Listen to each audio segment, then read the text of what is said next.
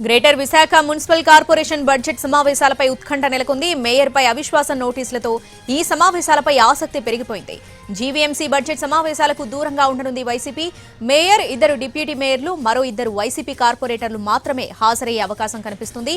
30 మందికి పైగా వైసీపీ కార్పొరేటర్లు బెంగళూరు క్యాంపులో ఉన్నారు. మేయర్ రాజీనామాకు కూటమి కార్పొరేటర్లు పట్టుబట్టే అవకాశం కనిపిస్తుంది. జీవీఎంసీ కార్యాలయం దగ్గర భారీగా పోలీస్ బందోబస్తు ఏర్పాటు చేశారు.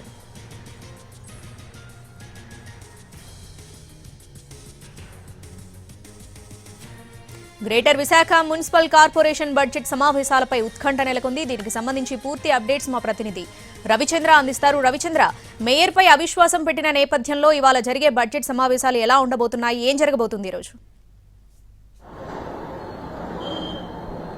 వచ్చే ఆర్థిక సంవత్సరానికి సంబంధించి 4,761 కోట్ల రూపాయల వార్షిక బడ్జెట్ను ఆమోదిస్తూ ఈరోజు బడ్జెట్ సమావేశం జీవీఎంసీలో జరగబోతోంది. గతంలో ఎన్నడూ లేని విధంగా ఈసారి బడ్జెట్ సమావేశాలపైన అటు రాజకీయ పక్షాలతో పాటు ప్రజలు చాలా ఆసక్తిని ప్రదర్శిస్తున్న పరిస్థితి కనిపిస్తోంది.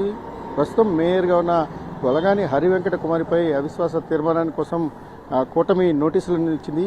ఈ నోటీసులపైన ఇప్పుడు చర్చ జరుగుతోంది. రాజకీయ పక్షాలు ఎవరు గెలుస్తారు, అవిశ్వాసం నెగ్గుతుందా వీగిపోతుందా అనే చర్చ జరుగుతున్న సమయంలో క్యాంపు రాజకీయాలు కూడా ఊపందుకుంటున్నాయి. ఇప్పటికే వైఎస్ఆర్ కాంగ్రెస్ పార్టీ తన వర్గం కార్పొరేటర్లను బెంగళూరుకు తరలించింది.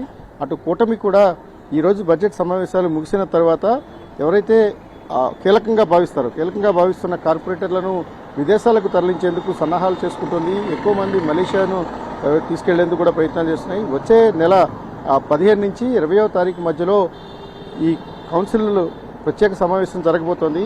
అవిశ్వాస తీర్మానానికి సంబంధించి డేట్ను కూడా త్వరలో కలెక్టర్ అనౌన్స్ చేసే పరిస్థితులు ఉన్నాయి. ఈ క్రమంలో ఒకవైపు అవిశ్వాస తీర్మానం నోటీసుల తర్వాత జరుగుతున్న తొలి కౌన్సిల్ సమావేశం కావడంతో ఉత్కంఠ కొనసాగుతోంది. ఈ సమావేశాలకు ఖచ్చితంగా వైఎస్ఆర్ కాంగ్రెస్ పార్టీ తన వర్గం కార్పొరేటర్లను దూరంగా పెట్టింది. వారంతా క్యాంపులో ఉన్న కారణంగా హాజరు కావడం లేదు. కేవలం మేయరు, 2 డిప్యూటీ మేయర్లు, మరో 2 కార్పొరేటర్లు మాత్రమే వైసీపీ తరఫున హాజరవుతున్నారు.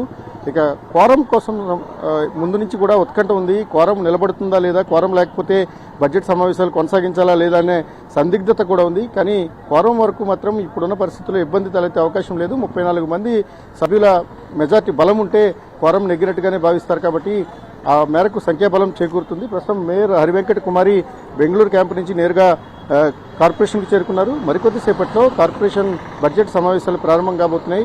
అయితే కార్పొరేషన్లో బలం తగ్గిన కారణంగా వైఎస్ఆర్ కాంగ్రెస్ పార్టీ పైన కూటమి ఒత్తిడి తెచ్చే అవకాశం కనిపిస్తోంది. మేయర్ రాజీనామాకు పట్టుబట్టే ఛాన్స్ కూడా ఉంది.